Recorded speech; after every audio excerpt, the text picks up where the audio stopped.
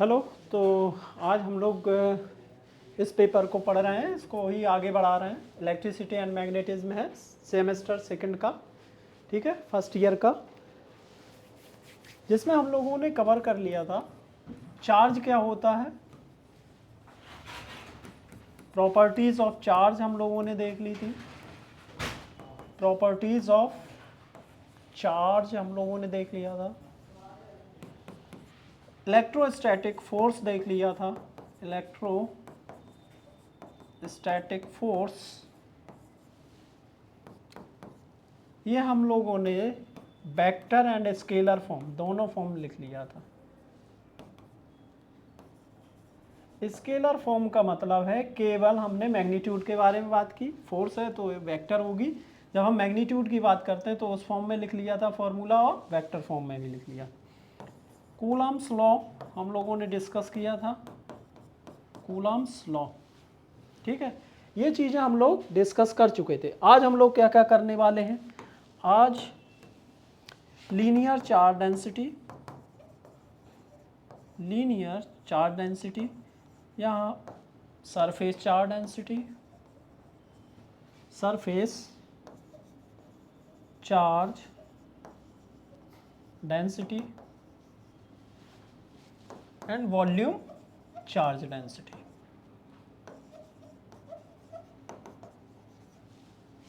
Okay, इसके बाद electric field,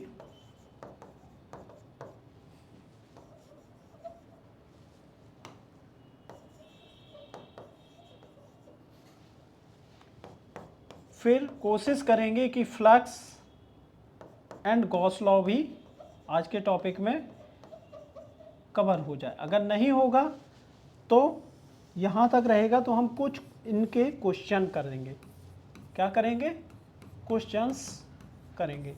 इस बार तुम लोगों का जो पेपर आने वाला है वो ऑब्जेक्टिव होगा, तो जाहिर सी बात है कि इसमें हमें फोकस रखना है कुछ ऐसे न्यूमेरिकल्स और डेरिवेशन जिससे हम समझ सकें कि ये फॉर्मूला कैसे आया। देखो, याद करोगे तो याद नहीं होंगे, हो सकता है फॉर्मूला याद ना हो, कुछ बच्चों को याद हो जाता है लेकिन कुछ बच्चों को याद नहीं होता। तो ड्राइव करोगे तभी जाके वो फॉर्मूला आपको याद हो पाएगा।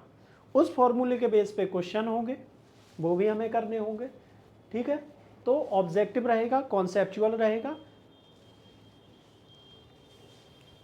आज हम लोग पढ़ने वाले हैं इलेक्ट्रिक फील्ड। क्या पढ़ने वाले हैं? Electric field. तो इलेक्ट्रिक फील्ड पढ़ने से पहले लीनियर चार्ज डेंसिटी क्या पढ़ेंगे? Linear charge density. ये जो टॉपिक होता है वो होता है continuous distribution of charge, distribution of charge. जैसे कि किसी ऑब्जेक्ट पर एक चार्ज रखा हुआ है, मान लीजिए कोई ऑब्जेक्ट है, यहाँ पे एक पॉइंट चार्ज रखा हुआ है Q1, दूसरा पॉइंट चार्ज रखा है Q2, एक रखा है Q3, इस तरीके से रखा हुआ है चार्ज। तो हम कहेंगे ये डिस्क्रीट डिस्ट्रीब्यूशन है चार्ज का, अलग अलग रखे हुए हैं। लेकिन अगर ये चार्ज ऐसा हो कि एक यूनिफॉर्म बॉडी हो, नॉन यूनिफॉर्म भी होगी तब भी चलेगा, लेकिन हम ज़्यादातर किसका यूज़ करते हैं? यूनिफॉर्म बॉडी का, जब हम कैलकुलेशन करते हैं। तो नॉन यूनिफॉर्म के लिए भी होता है, तो उसके लिए हम गॉस लॉ यूज़ करते हैं। कौन सा? Gauss law. तो मान लीजिए कोई ऑब्जेक्ट है, उस पर चार्ज, वो ऑब्जेक्ट ही चार्ज है, तो उस पर चार्ज का जो डिस्ट्रीब्यूशन है वो कंटिन्यूअस होगा। कैसा होगा? कॉन्टिन्यूअस होगा। जब कॉन्टिन्यूअस चार्ज डिस्ट्रीब्यूशन है तो अब हम उसको कैसे कैलकुलेट करें? टोटल चार्ज उस पर ऑब्जेक्ट पे है कितना। डिस्क्रीट के लिए हम क्या करते थे? डिस्क्रीट के लिए हम ऐड कर लेते थे। जैसे Q में टोटल चार्ज निकालना है, Q1 plus Q2 plus dot dot करके जितना भी चार्ज है वो उस तरीके से हम वैल्यू रख के निकाल सकते हैं। लेकिन अगर यही कंटिन्यूअस होगा तो हम क्या करेंगे? समेशन को चेंज कर देते हैं इंटीग्रेशन में। जब डिस्क्रीट से आप किस में जाते हैं? कंटिन्यूअस में जाते हैं सिस्टम में, तो हमेशा समेशन जो होता है उसको हम चेंज कर देते हैं किस में? इंटीग्रेशन में, ठीक है। तो यहाँ पे लीनियर चार्ज डेंसिटी का मतलब है कोई ऐसा ऑब्जेक्ट है जो कि वन डायमेंशनल है। कैसा है? वन डायमेंशनल है, एक सीधी रेखा है। ओके, मान लीजिए ये कोई ऑब्जेक्ट है जिस पर चार्ज आपको निकालना है, डिस्ट्रीब्यूशन है। इसकी लेंथ कितनी है, L है, क्योंकि ये वन डायमेंशनल है। क्या है, वन डायमेंशनल है। तो इस पे जो चार्ज होगा वो पर यूनिट लेंथ पे हम कैलकुलेट करेंगे। तो हम लिखेंगे charge per unit length, per unit length क्या कहलाता है, लीनियर चार्ज डेंसिटी कहलाता है। क्या कहता है, लीनियर चार्ज डेंसिटी। इसको जो हम डिनोट करते हैं वो लैम्डा से डिनोट करते हैं। किससे, लैम्डा से। So lambda is equal to हो जाएगा D Q over d t. तो अगर मुझे डी क्यू टोटल चार्ज निकालना है तो मुझे इसको इंटीग्रेट करना पड़ेगा, तो लैम्डा इंटू टी टी हो जाएगा। तो ये दोनों फॉर्मूले यूजफुल हैं, डिफरेंशिएशन वाला और इंटीग्रेशन वाला। ओके,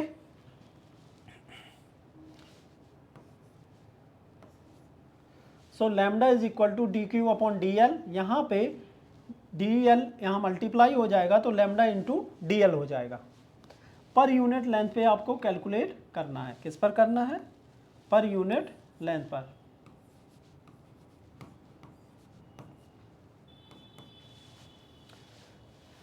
नेक्स्ट टॉपिक है इसका क्या, सरफेस चार्ज डेंसिटी। क्या, सरफेस चार्ज डेंसिटी। ये वन डायमेंशनल ऑब्जेक्ट के लिए है। किसके लिए, वन डायमेंशनल ऑब्जेक्ट के लिए। ये टू डायमेंशनल ऑब्जेक्ट के लिए है। यानी कि ये बोर्ड जो दिख रहा है वो भी 2D में है, प्लेन शीट होगी वो भी 2D में होगी, किसी भी स्फीयर का ऊपर का सरफेस वो भी 2D होगा, कोई भी सिलेंडर है उसका जो सरफेस होगा वो भी 2D में होगा। तो जो सरफेस है उस पर चार्ज कैसे डिस्ट्रीब्यूट है, अगर वो कंटिन्यूअस है तो हम क्या करेंगे, इसको इंटीग्रेशन के थ्रू निकालेंगे टोटल चार्ज को। तो इसके लिए फॉर्मूला क्या हो जाएगा, अमाउंट ऑफ चार्ज, जैसे पिछले वाले में है, amount of charge per unit area या per unit surface area, per unit surface area क्या कहलाता है, सरफेस चार्ज डेंसिटी। जैसे मान लीजिए ये आपकी प्लेन शीट है, यहाँ पे चार्ज का डिस्ट्रीब्यूशन है, कैसा है, कंटिन्यूअस डिस्ट्रीब्यूशन है। ठीक है, इसका जो एरिया है वो है ए, टोटल एरिया। तो हम लिखेंगे, इसको डिनोट करते हैं किससे, सिग्मा से। सिग्मा इज इक्वल टू हो जाएगा D Q over D A. A means area, तो D Q is equal to हो जाएगा integration sigma into D A. कहीं कहीं बुक में ऐसा लिखा होगा सिग्मा को, यानी कि सरफेस एरिया को एस से डिनोट करते हैं, तो हम इसको लिख देते हैं कहीं कहीं d Q over d s. Okay, तो ये वाला फॉर्मूला ऐसे बन जाएगा, D Q is equal to integration sigma d s. Okay, अब यहाँ पे इनके यूनिट क्या होंगे, इसका यूनिट हो जाएगा, अगर मैं सरफेस चार्ज डेंसिटी लैम्डा की बात करूं, किसकी, लैम्डा का यूनिट, तो लैम्डा का यूनिट क्या हो जाएगा, लीनियर चार्ज डेंसिटी का coulomb per metre. Surface charge density की यूनिट की बात करेंगे, यानी कि सिग्मा की बात करेंगे, तो हो जाएगा कूलम पर मीटर स्क्वायर। ऐसे ही चार्ज का डिस्ट्रीब्यूशन पर यूनिट वॉल्यूम निकालेंगे। क्या निकालेंगे, पर यूनिट वॉल्यूम। इसको हम कहते हैं volume charge density, volume charge density.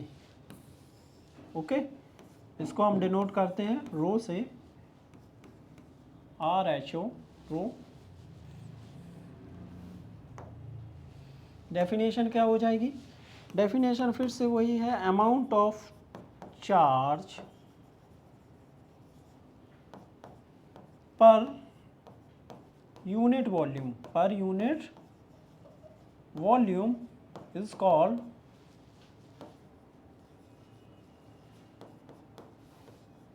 Volume charge density, volume charge density. Okay, formula क्या बन जाएगा,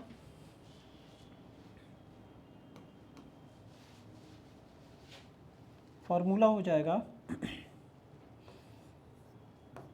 rho is equal to T Q over T V. Volume है, इंटीग्रेशन के फॉर्म में लिखेंगे तो D Q is equal to integration rho into d v. ये आपका सरफेस चार्ज डेंसिटी हो गया।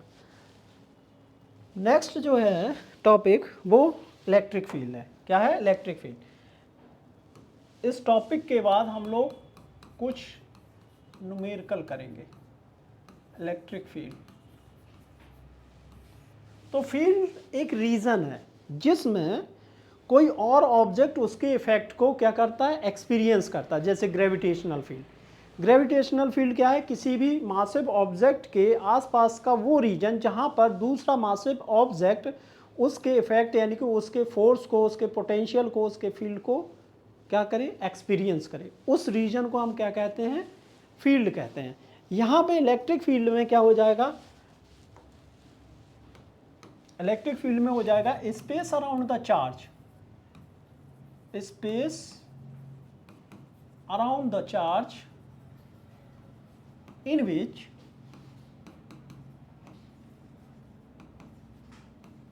another test charge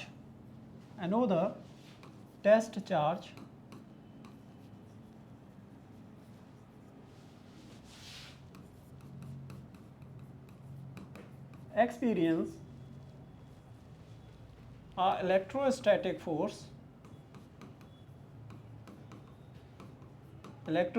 force या electric force, electric force is called electric field, is called electric field. Okay, इसको कैसे लिखेंगे, इसकी जो डेफिनेशन होगी, क्योंकि ये वेक्टर क्वांटिटी है, it is a vector quantity. कैसी क्वांटिटी है, वेक्टर क्वांटिटी है।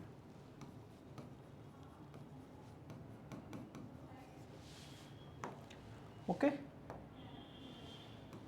अगर ये वेक्टर क्वांटिटी है, हम इस पे वेक्टर लगाएंगे, लिमिट लिखेंगे, क्यू नॉट टेस्ट चार्ज है। क्या है, टेस्ट चार्ज है,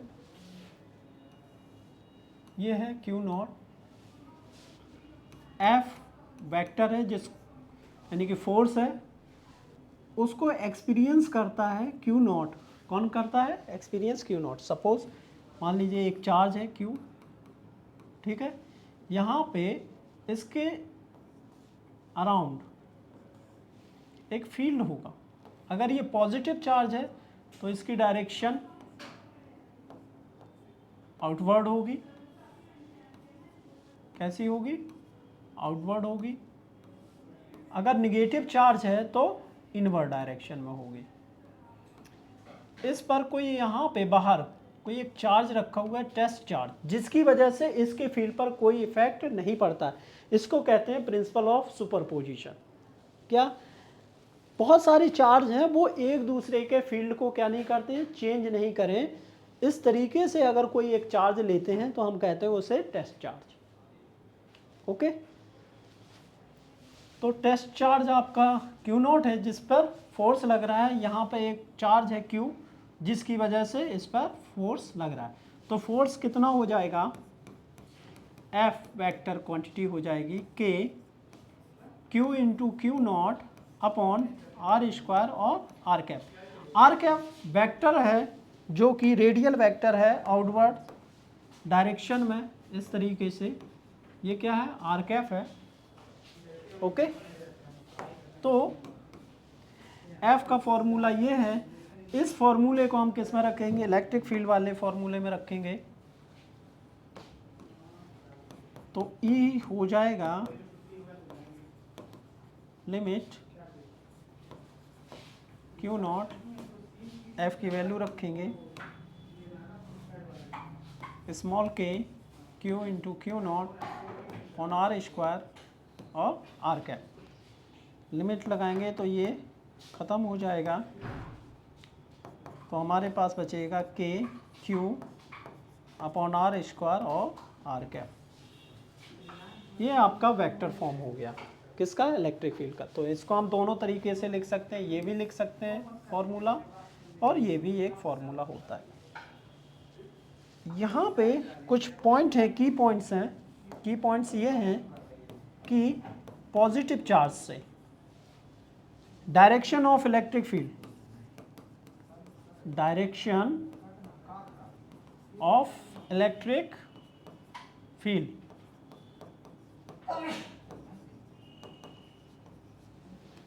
पॉजिटिव से क्या होगा, आउटवर्ड डायरेक्शन में होगी। कैसी होगी, आउटवर्ड डायरेक्शन में होगी इलेक्ट्रिक फील्ड। निगेटिव चार्ज से इनवर्ड डायरेक्शन में होगी।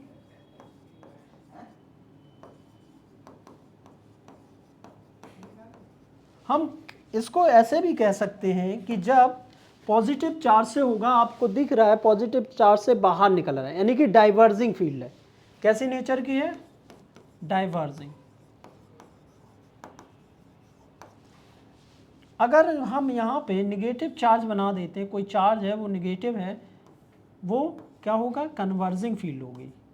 इलेक्ट्रिक फील्ड कैसे नेचर की होगी, कन्वर्जिंग नेचर की। यानी कि सारी इलेक्ट्रिक फील्ड लाइंस आके कहाँ मिलेंगी, इसी पॉइंट चार्ज पर। ओके, ये कैसे होगी, कन्वर्जिंग होगी।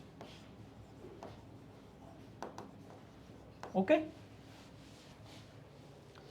इनको हम कहते हैं इलेक्ट्रिक फील्ड लाइंस। इनको हम क्या कहते हैं, इलेक्ट्रिक फील्ड लाइंस। ये जो हैं इनको इलेक्ट्रिक फील्ड लाइंस या इलेक्ट्रिक फोर्स लाइन भी कहते हैं। इलेक्ट्रिक फील्ड लाइन बोलते हैं, लेकिन ये इतना ज़्यादा सूटेबल नहीं है। सबसे सूटेबल होता है वो होता है electric force line. Electric force line. अब ये इलेक्ट्रिक फोर्स लाइन क्या होती है, ये इलेक्ट्रिक फोर्स लाइन वो लाइन होती है जहाँ पर हमें ये पता चलता है कि ये चार्ज कैसे मोशन करेगा। ठीक है, वो लाइन होती है, इसीलिए इसको इलेक्ट्रिक फोर्स लाइन बोलते हैं। इसकी प्रॉपर्टीज होती हैं, इसकी प्रॉपर्टीज क्या होती हैं वो भी हम थोड़ा डिस्कस कर लेते हैं यहाँ पे।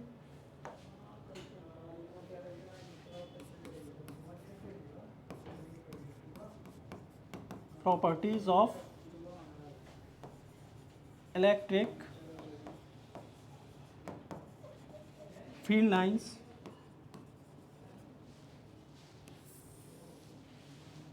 Properties of electric field lines, ये वही है कि ये पॉजिटिव चार्ज से निकलती हैं और निगेटिव चार्ज में जाके मिलती हैं। ये क्लोज्ड लूप नहीं बनाती। ये कैसी नहीं बनाती है, क्लोज्ड लूप नहीं बनाती है। क्लोज्ड लूप का मतलब है जिससे निकले उसी में इंटर कर जाए, जिससे निकले एग्जिट करे उसी से इंटर कर। लेकिन यहाँ पे उल्टा होता है, पॉजिटिव चार्ज से निकलेगा तो नेगेटिव चार्ज में ये फील्ड लाइंस इंटर करती हैं, तो ये क्लोज लूप नहीं बनाती हैं।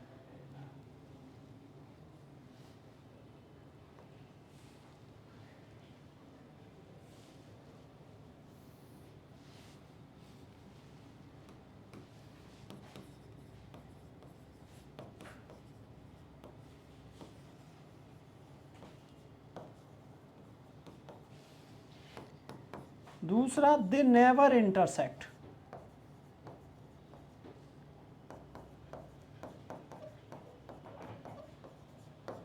वो एक दूसरे को क्या नहीं करती हैं, इंटरसेक्ट नहीं करती हैं टू ईच अदर। ऐसा क्यों, क्योंकि इलेक्ट्रिक फील्ड एक वेक्टर क्वांटिटी है। कैसी है, वेक्टर क्वांटिटी है। वेक्टर क्वांटिटी होने की वजह से इसके पास डायरेक्शन है, और डायरेक्शन किसी भी क्रॉस पॉइंट पर दो डायरेक्शन है। जैसे ये पॉइंट है तो यहाँ पे आप कह नहीं सकती ये किस डायरेक्शन में है, इधर भी हो सकती है इधर भी। तो इसका मतलब है उस पॉइंट पर इलेक्ट्रिक फील्ड की दो डायरेक्शन है, जो कि नहीं हो सकते, इलेक्ट्रिक फील्ड की एक ही डायरेक्शन होगी। ठीक है। नेक्स्ट, इलेक्ट्रिक फील्ड लाइंस अगर पास पास हैं, क्लोज्ड हैं, इफ इलेक्ट्रिक फील्ड लाइंस या फोर्स लाइन, फील्ड लाइन या फोर्स लाइन,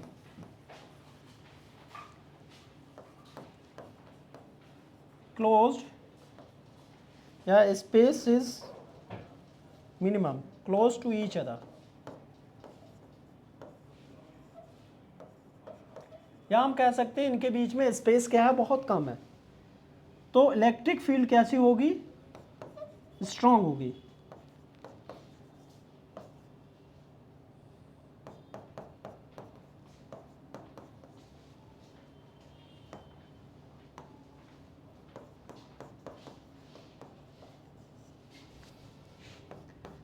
अगर ये कैसी है, दूर दूर है, अवे फ्रॉम ईच अदर, बहुत दूर दूर है, यानी कि इनके बीच में जो स्पेस है वो क्या है, ज़्यादा है,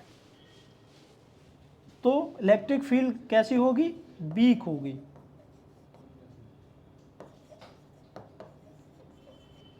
ओके।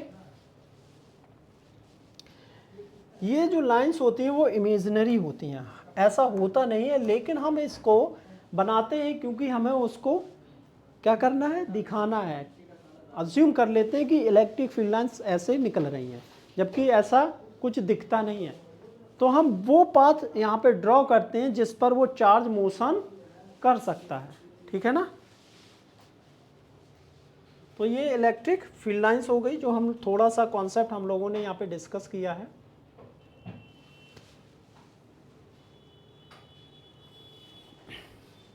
अब इसके कुछ क्वेश्चन कर लेते हैं। ठीक है। क्वेश्चन में जैसे है,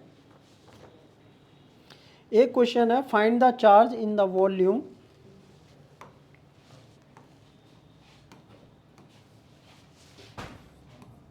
क्वेश्चन है, फाइंड द चार्ज फाइंड करना है इन वॉल्यूम, किसमें, वॉल्यूम में, in volume defined bye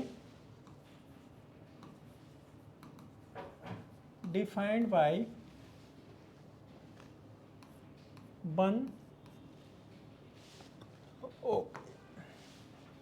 less than equal to less than equal to 2, यानी कि इस तरीके से ये डिफाइन किया गया है। रेडियस इसकी, मीटर यूनिट हो गई in spherical coordinates, in spherical coordinates.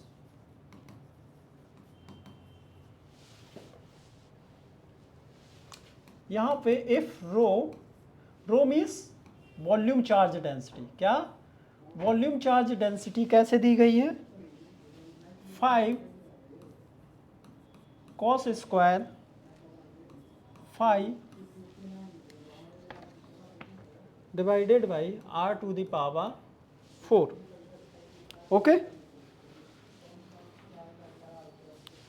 अब देखो सॉल्यूशन इसका, सॉल्यूशन करने से पहले हमें पता होना चाहिए कि हमें गिवन क्या है। हमें दो चीज़ें गिवन है, एक तो रेडियस गिवन है, रेडियस की रेंज गिवन है, तो जाहिर सी बात है वॉल्यूम आपका इस तरीके से है। हम क्या करेंगे, दो स्फीयर बनाएंगे, यहाँ पे कितने, दो स्फीयर बनाएंगे,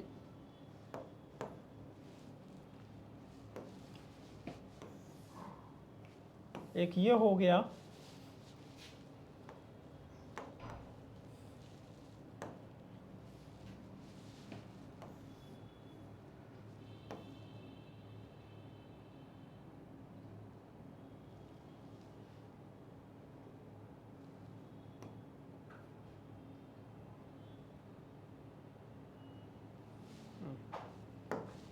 इसका सेंटर कहाँ है, ये है,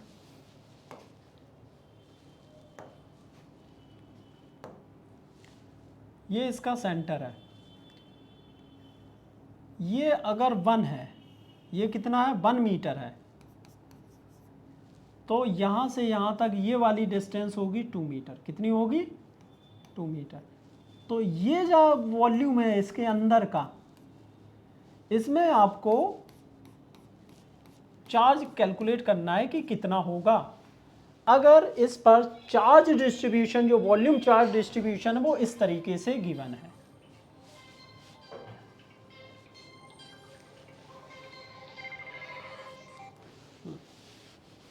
ठीक है, हम क्या करेंगे, हमें पता है गिवन है rho is equal to 5 cos square 5 r⁴। ठीक है, तो चार्ज निकालना है तुम्हें। क्या निकालना है? चार्ज निकालना है। कितना है? हम इसको कैपिटल क्यू से भी डिनोट कर सकते हैं, टोटल चार्ज। तो टोटल चार्ज या चार्ज क्यू कैसे निकालेंगे? क्यू ही लिख लेते हैं क्योंकि मेरी आदत क्यू लिखने की ज़्यादा है। आपको पता है d Q over d t होता है, तो रो इंटू डी वी होगा। वी है वॉल्यूम एलिमेंट, वी क्या है? डी वी है वॉल्यूम एलिमेंट। और आपको volume element in spherical coordinate में कितना हो जाएगा? r² sine theta d r d theta and d phi. Okay, ये आपका क्या हो जाएगा? वॉल्यूम एलिमेंट हो जाएगा। यहां पे इसकी वैल्यू रखेंगे, इन सब की क्या करेंगे? वैल्यू रखेंगे। देखो कैसे करना है। तो डी क्यू रो की वैल्यू रखिए 5 cos square 5 r⁴ r² sine theta d r d theta and d phi. Okay,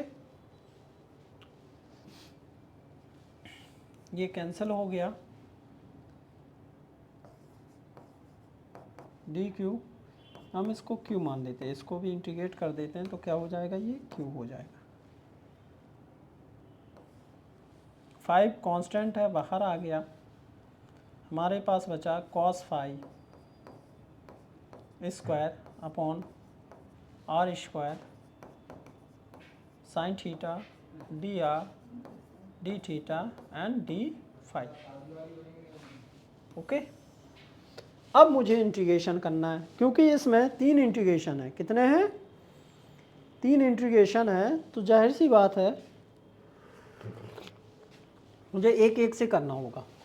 तो इसको हम 3 में लिख लेते हैं, ब्रेक कर लेते हैं। q इज इक्वल टू 5 रहेगा यहाँ पे, इसको 5 के साथ है, तो सबसे पहले हम r वाली लिखते हैं। इसकी लिमिट है 1 से लेके 2 तक। कितनी लिमिट है? 1 से 2 है लिमिट।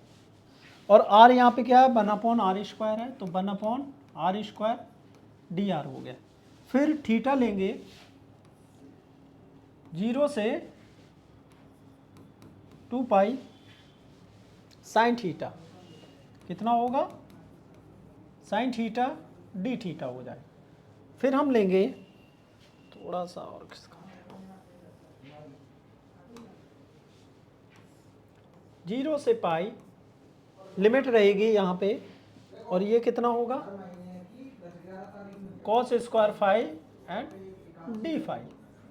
ओके, अब हम एक एक करके सबको इंटीग्रेट कर लेंगे और लिमिट रखेंगे, आंसर आ जाएगा। ठीक है, तो अब आपको इंटीग्रेशन आता होगा। ये यहाँ पे लगेगा r⁴ है, बटे में है, तो x की पावर n का इंटीग्रेशन करेंगे। जब n माइनस होगा तो उस तरीके से करेंगे। यहाँ पे साइन थीटा का इंटीग्रेशन आपको पता है, माइनस कॉस थीटा होता है। कॉस स्क्वायर फाई का आपको निकालना है। तो कॉस स्क्वायर फाई को कैसे इंटीग्रेट करते हैं? आपको फॉर्मूला पता है cos 2 फाई का।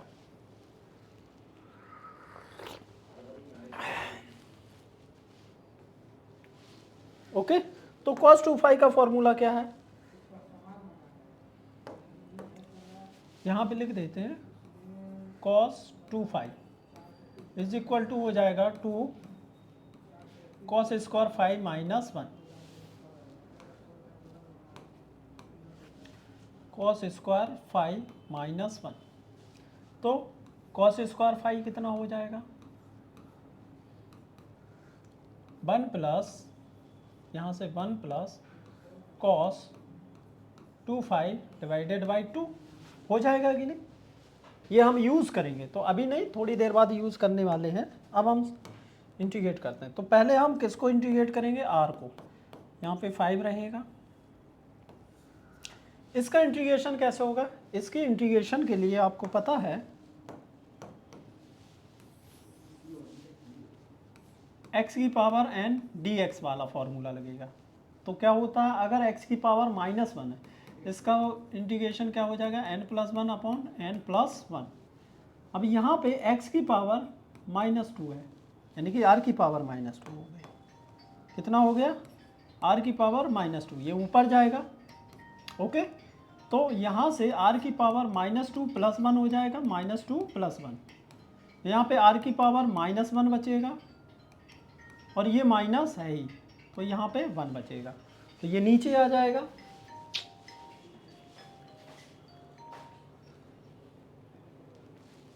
बाद में की जाएगी।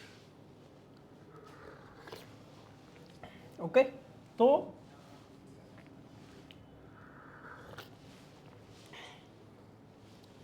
ये हो गया -1 अपॉन r, लिमिट 1 से लेके 2 तक।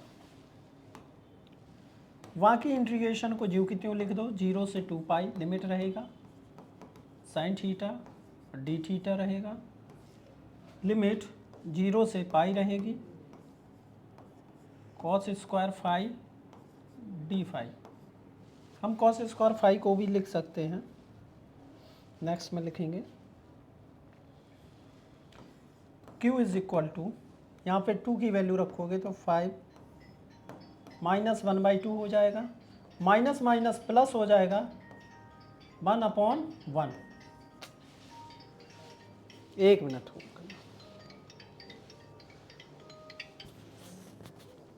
हेलो हेलो, हाँ भाई, हाँ हाँ बताइए, हेलो, हाँ हाँ बताओ, लखनऊ में ही है।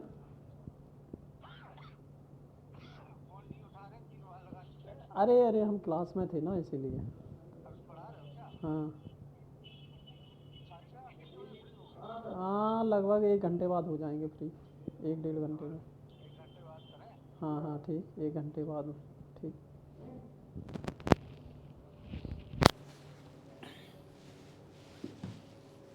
ओके, तो ये कितना, 2 रखोगे तो 1/2 हो जाएगा, 1 रखोगे तो 1/1 हो जाएगा, क्योंकि ये माइनस माइनस प्लस हो जाएगा। ओके, ये यहाँ पे 0 से 2 पाई हो जाएगा, साइन थीटा डी थीटा रहेगा, 0 से पाई रहेगा, cos square phi and d phi. Okay,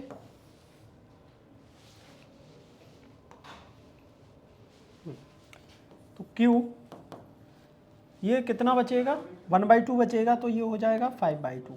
okay, अब इसका इंटीग्रेशन करोगे साइन का, तो माइनस कॉस थीटा हो गया, इंटीग्रेशन 0 से 2 पाई हो जाएगी, 0 से पाई इंटीग्रेशन की लिमिट है। यहाँ पे कॉस स्क्वायर फाई को, कॉस स्क्वायर फाई अभी रखो इतना ही, D phi. Q is equal to 5/2। सबसे पहले कॉस 2 पाई रखोगे, यहाँ पे माइनस माइनस प्लस हो जाएगा, कॉस 0 हो जाएगा। ओके, इंटीग्रेशन 0 से pi cos square phi and d phi. Okay,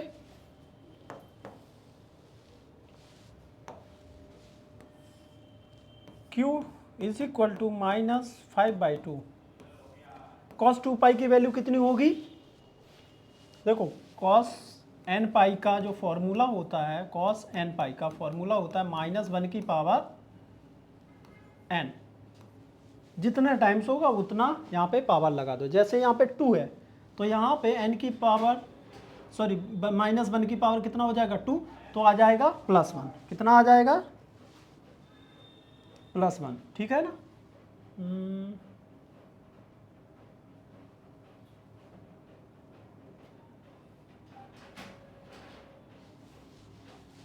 तो ये हो गया +1।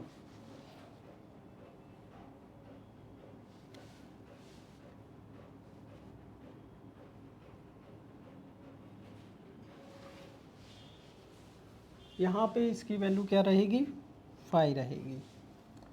लिमिट में दिक्कत है, यहाँ पे क्या रहेगी लिमिट की वैल्यू, ये पाई रहेगा, ये 2 पाई, ये 2 पाई, ये पाई रहेगा, ठीक है। तो यहाँ पे इसकी वैल्यू कितनी होगी -1, तो ये माइनस माइनस प्लस होगा, इसकी वैल्यू माइनस माइनस फिर प्लस, और ये 0 से 2 pi cos square 5 and d5। ये कैसे होगा, इसको देखने के लिए ये है आपके पास एक स्फीयर,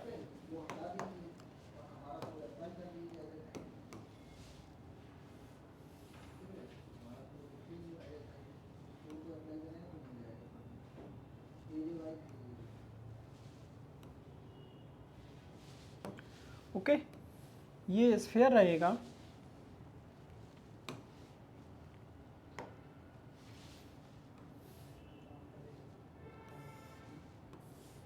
थ्री डायमेंशन में। ये जो एंगल होता है इसको हम फाई कहते हैं। क्या कहते हैं, फाई। और जिस वेक्टर का यहाँ पे कोई वेक्टर है और उसका ये जो एंगल होगा वो होगा थीटा यहाँ पे, ठीक है। और ये जो है वो रेडियल वेक्टर है आर कैप, और इस तरीके से चलेगा तो वो थीटा कैप, और इस डायरेक्शन में मोशन होगा तो ये फाई कैप। ये जो फाई कैप है वो कितना होगा, यहाँ से जब हम पूरा करेंगे इसको तो कितना एंगल घूमेगा 2 पाई, इसीलिए इसकी वैल्यू 0 से 2 पाई। थीटा कहाँ से यहाँ तक जाएगा पूरा, ठीक है, इस लाइन तक, तो ये 0 से पाई हो जाएगा, ठीक है, ओके। तो यहाँ पे लिमिट ये रहेगी 2 पाई, ये हो जाएगा q, तो प्लस रहेगा 5/2 और 2 इधर आ गया, ठीक है। इंटीग्रेशन करेंगे 0 से 2 pi cos square 5 d5, q equal to 5/2, तो ये कैंसिल हो जाएगा तो 5 बचेगा। इसका लिखेंगे हम 0 से 2 पाई 1 माइनस कितना है cos 2 pi divided by 2 and d5।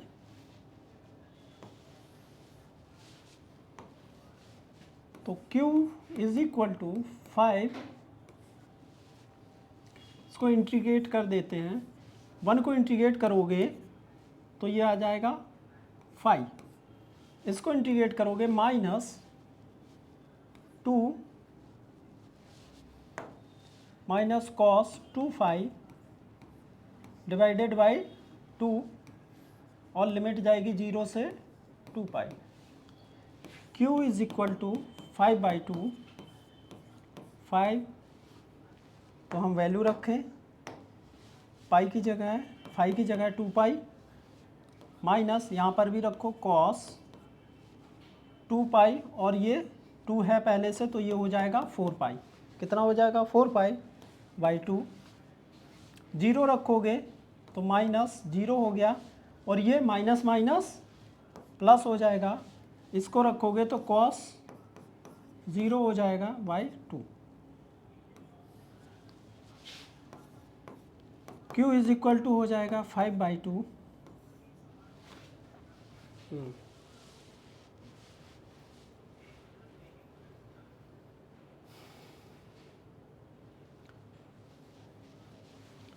cos 0 की वैल्यू 1 है और cos 4 पाई की वैल्यू भी 1 है। cos 4 पाई की वैल्यू 1 है और cos 0 की वैल्यू 1 है। इनकी वैल्यू रखेंगे, ये प्लस है, ये -1/2 है, ये सब्ट्रैक्ट हो जाएंगे, -1/2 रहेगा, ये +1/2, ये 0 हो जाएगा। तो आएगा क्या, Q is equal to 5/2 into 2 pi, 2 से 2 कैंसिल हो गया, तो आंसर आ गया चार्ज कितना, 5 पाई। तो चार्ज कितना होगा उस रीजन में, स्फीयर के उस रीजन में होगा 5 पाई। अगर मैं इसको, कुछ ज़्यादा छोटा हो गया,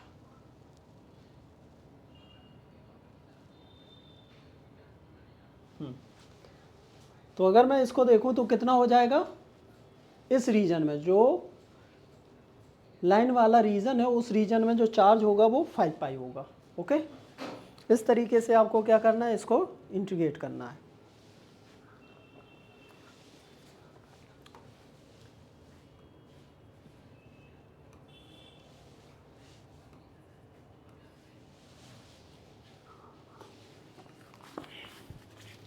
अब जो नेक्स्ट क्वेश्चन है वो इस तरीके से है, ऐसे क्वेश्चन ऑब्जेक्टिव में पूछ सकता है, थोड़ा लेंदी होगा, आपको कैलकुलेट करना पड़ेगा। नेक्स्ट क्वेश्चन है कि एक क्वेश्चन नंबर 2 नाम दे दो, 12 क्वेश्चन है, 12 चार्ज है, ठीक है, 12 चार्ज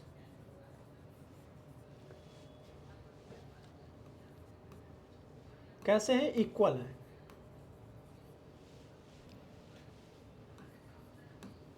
इसका मैग्नीट्यूड कितना है, Q, R situated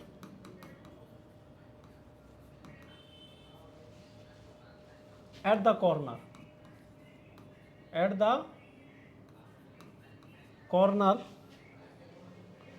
of regular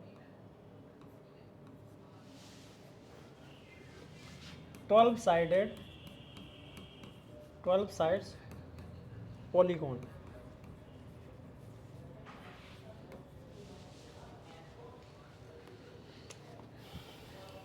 तो आपको what is the force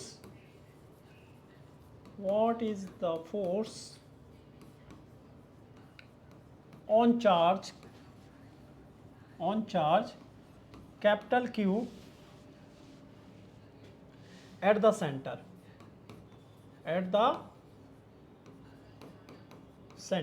okay, centre पे है। एक ऐसे भी क्वेश्चन हो सकता है इसमें,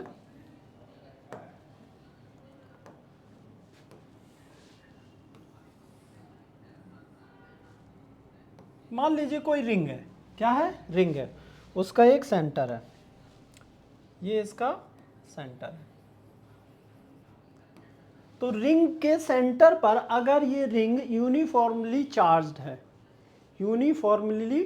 चार्ज है, तो आपको बताना है, अगर पॉजिटिव चार्ज है सपोज दैट, तो बताना है सेंटर पर कितना इलेक्ट्रिक फील्ड होगा या कितना फोर्स लगेगा।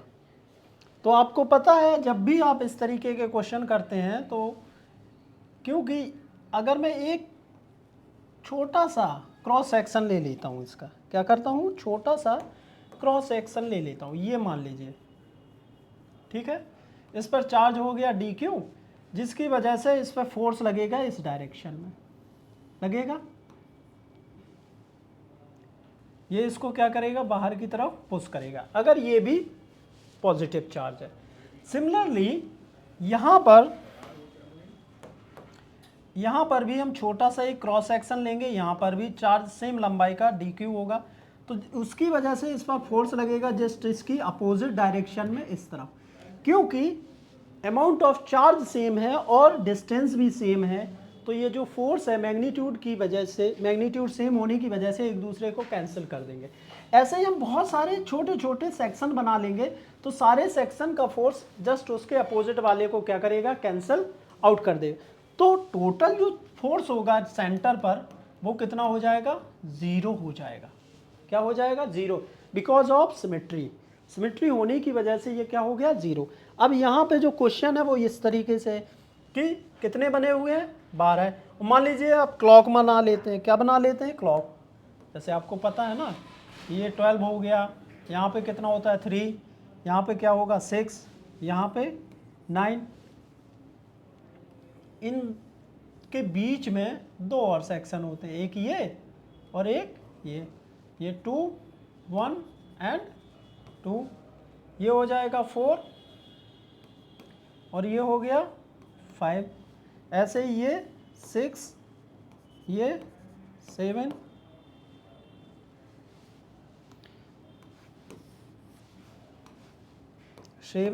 और ये 8, 9 हो गया, ये 10 और ये हो जाएगा 11।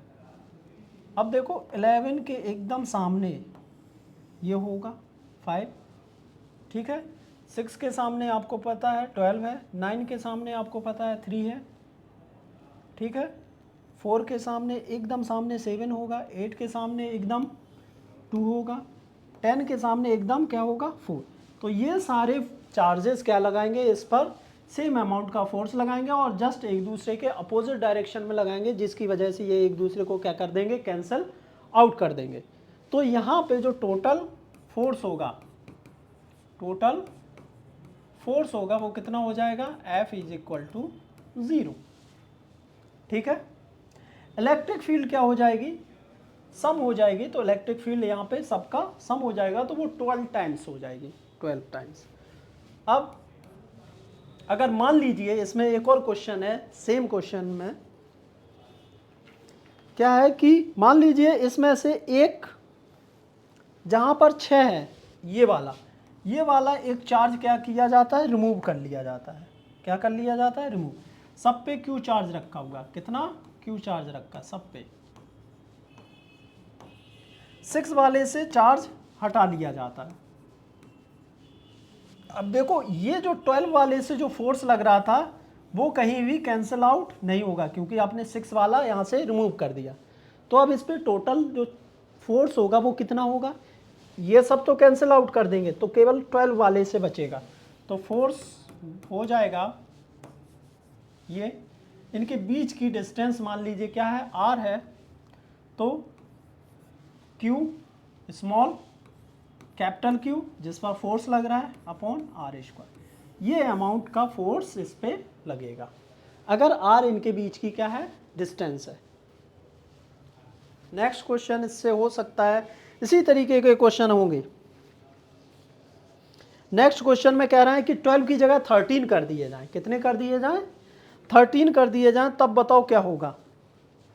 13 एक जैसे, उनके बीच की डिस्टेंस सेम है, बीच की डिस्टेंस क्या है, सेम है, एंगल भी सबके बीच में सेम है। तो जाहिर सी बात है फिर से वो सिमेट्री बन जाएगी। सिमेट्री बनने की वजह से वो सब का जो एडिशन होगा ना, एक्स डायरेक्शन में और वाई डायरेक्शन में फोर्स का एडिशन, वो एक दूसरे को क्या कर देंगे, कैंसिल आउट कर देंगे, ठीक है। अब इसी में से 13 में से एक को क्या कर दिया जाए, रिमूव कर दिया जाए।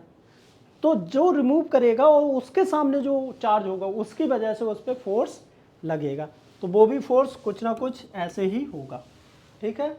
तो कोई भी चार्ज हो, कोई भी तरीके की आपकी फॉर्मेशन हो, बस सिमेट्री होनी चाहिए। क्या होनी चाहिए, सिमेट्री। तो उसके सेंटर पर जो फोर्स होगा वो 0 होगा। और दूसरी कंडीशन ये भी होनी चाहिए, सारे चार्ज एक जैसे होने चाहिए। ऐसा ना हो कि एक नेगेटिव है तो एक पॉजिटिव है, तो उस केस में बदल भी सकता है। ओके, ये ध्यान रखना है। ये सारे जो क्वेश्चन है वो ग्रिफिथ की जो बुक है उससे हैं, ठीक है। आप जाके वहाँ पे देख भी सकते हैं, और भी अच्छे अच्छे क्वेश्चन है एक्सरसाइज में। ओके, तो अब नेक्स्ट लेक्चर में हम लोग इलेक्ट्रिक फील्ड कैलकुलेट करेंगे, ठीक। उसके कुछ क्वेश्चन करेंगे। हम लोगों ने थोड़ा थोड़ा इलेक्ट्रिक फील्ड इसमें पढ़ लिया है इस वाले लेक्चर में। नेक्स्ट वाले लेक्चर में हम लोग उससे रिलेटेड कुछ क्वेश्चन करेंगे। ऑब्जेक्टिव क्वेश्चन हम एक साथ एक PDF लेके आएंगे, उसमें डिस्कस करेंगे, ठीक है। अभी ये क्या है, थोड़े कैलकुलेटिव हैं, कैलकुलेशन ज़्यादा होगी, फिर उसी कैलकुलेशन के बेस पे क्वेश्चन होंगे कुछ, ठीक है। Thank you.